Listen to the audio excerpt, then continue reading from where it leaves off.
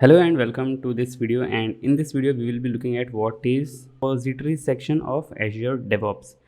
This is a very important section, very critical section, because all of your codes, whatever code that you make, any pipeline that you build potentially lives in the repository section of a project.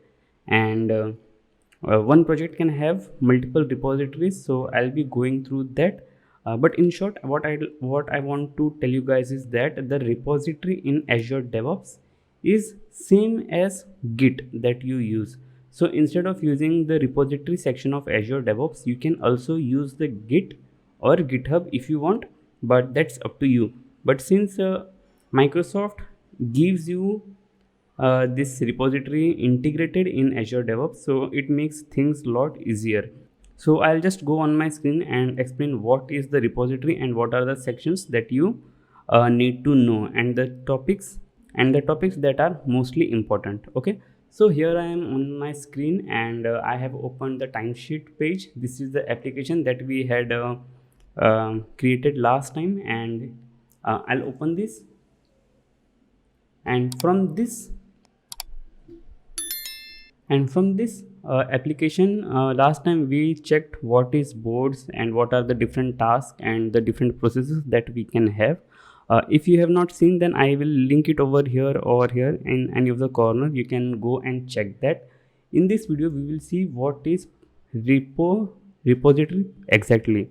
Now a single project can have multiple repository because your one project can have multiple codes. Okay, maybe it is possible that if you develop one application, suppose I'm developing one application called timesheet, then maybe I can have multiple source code, one for Android, one for iOS, one for Windows, or something like that. So we have option to create multiple repository, but you get one default repository whenever you create a simple project. So I created timesheet, I got this default repository called as timesheet. As I said, that this is exactly similar to Git repository that you create. So whenever you create any project, you get a Git repository, and a Git repository has multiple branches. You work on the branch. So suppose if I want to develop some kind of feature, then I can have a feature one, and it will be like a clone of main branch, and then I can work on this branch, and then I can merge it. Okay, so one by one we'll look on this interface all the things that we see. So first thing first, we have the name of the repository, that is timesheet. We have this file. This is one single file, MD file. It is a markdown file. So similarly you can have any kind of files over here. That's not an issue. Okay, I'll just switch it back to main branch. This is a simple branch of a Git repository, the first branch that you get. Now you have the option to set up build. We will see later because it deals with the pipelines. So first option that we have is a clone option. So suppose if you want to clone this exact repository on your local system, then you can just copy this, and as you work with a Git repository, you can just say git clone, copy this thing, and it will clone this repository on your local system. You have some other options here, like if you want to upload any particular file, you can do it from here. If you want to upload multiple files, you can do it from here. If you want to download this entire project as a zip, you can do it. And there is one more option called as fork, which I don't think I'll ever complete or cover it in this section, because it is very much related to a Git repository.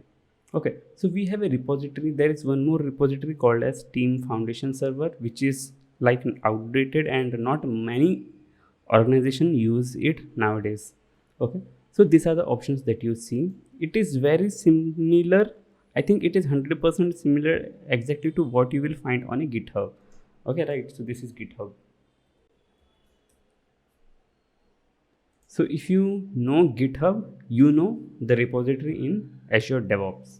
Okay, right, this GitHub. Okay, you see all the usual things over here. Then the current directory is right here. So if I want to create a new folder, like suppose if I want to create an HTML page, then I can create an HTML page. I'll say hello. Okay, and I can commit. So this commit, creating branch, everything is very similar to what we do in Git.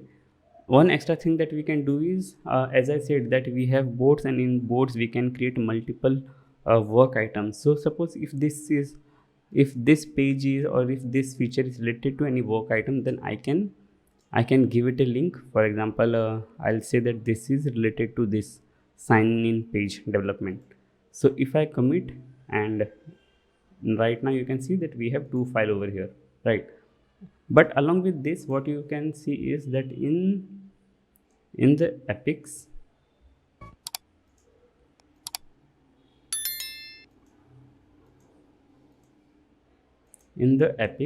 example, for this sign in epic, you will see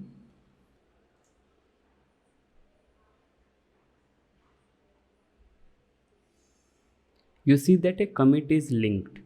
So if at any time any manager or any of your team member wants to like investigate where is which work item, which all code are getting added, then they can check it like this. Okay, so this is the first section. If you want to see what are the history and how your code is getting changed over time, you can do it from here. Now to see all the commits that you have made, same as the history section, you can come over here. You can select for which branch you want to see the history, and you can see it. Next is push is same. I don't know why they have like added separate type for the similar things, but it is just like if you make any push from your local system, then it will show up here. Then you have branches. If you want to create any new branch, you can create it from here as well. Suppose I am creating a new branch called as bug1 based on my main branch, and suppose I link it to this epic.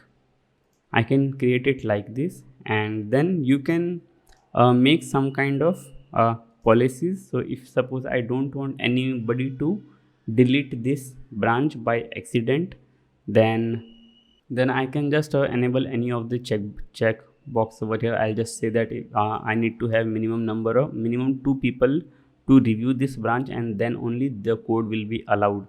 So I can enable it like this, and then this branch will not get deleted accidentally, as well as it will need at least 2 people to review the code before it is merged, or that code is actually used. And along with that, you will see many more branch policies, like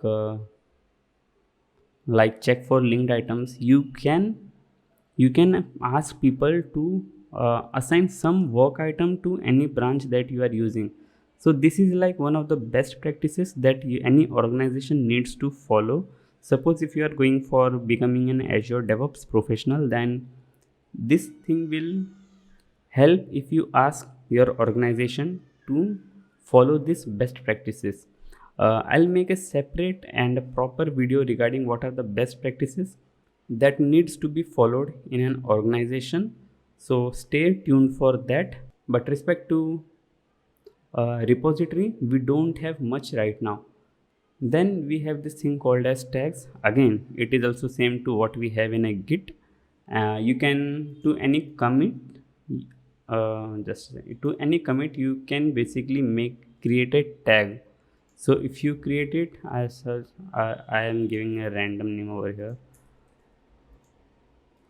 Okay, so if you create any tags, then it will be visible from here. So if you want to create any tag like a beta build, alpha build, or some kind of build, then you can do it like this. And finally, you have a pull request section. So suppose I worked on a branch called as feature 1. Okay, and I want to merge this. Let's do some changes on feature 1. Or better thing, suppose let's say that I made some changes on the main branch and I want to merge it in feature branch. Okay, so I'll select main from here, and I want to merge it into feature 1. So you will see that I added a new file called as index.html, and I want to merge it into feature 1. I can select for any person or manager or a team leader that will be in my team, whose responsibility is to check the code that I have changed. So here you can see what all files has been changed. Here you can see what all the commits that has been made, and then you can basically raise a pull request. So this is how you raise a pull request. I think I did not give it any name, but I should have given it some kind of name. That's fine. So once you raise a pull request, then your approver can approve it, review it, and once it is, suppose since this is my own project, I am the sole approver or developer, I can just approve it like this, and so once it is approved, I can say complete. When I do the complete, it will ask for few options. Again, all these options you will be aware if you know Git, and if you don't know Git, then this video is not for you, because you will have to understand the Git, and it is a separate technology, separate tool that you have to go through. Few videos I have made on it, you can check over here or here, and to understand what is Git exactly, and what are the options, and what are the options and what are the things that you need to be aware of regarding Git. So I do it like this. I have completed the merge request. So now what will happen, feature will have all the commits that was made into main branch. So you see it here, the code was like merged. Okay, so here I think we completed the repository section, right? So you create repository is basically a place where you put all your codes, and I went into the wrong section. So you can create new branches, you can create tags, you can do the pull request, you can make commit, push, and all those things. One nice thing, one best practice that I want you guys to know is that whenever you create a new branch, then you should make some kind of folder structure, because folder structure will help in easily identifying any branch. For example, if I am developing a feature kind of branch, then I'll say feature, and then I'll say slash, and then I'll say login page. So if I am developing a login page, then I can create it like this. So what this will do is this will create a folder kind of structure for me. So if I go into branches, here you see I have a folder kind of structure, so it is easier to manage. So this was one best practice that I wanted to let you know, so you can go through it. And yes, here I will end the repository section. In next videos will be the most interesting videos, because there we will be going through what are the pipelines, the type of pipelines that we can make, what are task groups, libraries, and releases. So those videos are going to be very exciting, and I'm looking forward for that. So I'll end this video here itself, and see you guys in the next one. Bye.